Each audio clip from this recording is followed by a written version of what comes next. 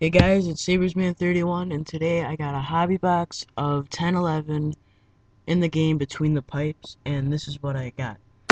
First, I got a Country's Finest from Sweden, Henrik Lundqvist. I got a Masked 3 of Jason LaBarbera. I got a PC Masked 3 of Jonas Enroth. I also got a PC Deep in the Crease, Rangers Lundqvist, Baron, Johnson, and Stracker.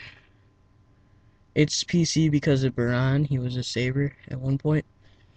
And now on to the autos. I got a Ken Simpson auto.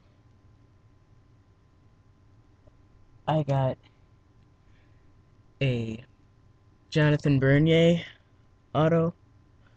Oh, sorry. I got a Peter Mr. Sec auto. And now on to the jerseys. I did really good on the jerseys. I only got two.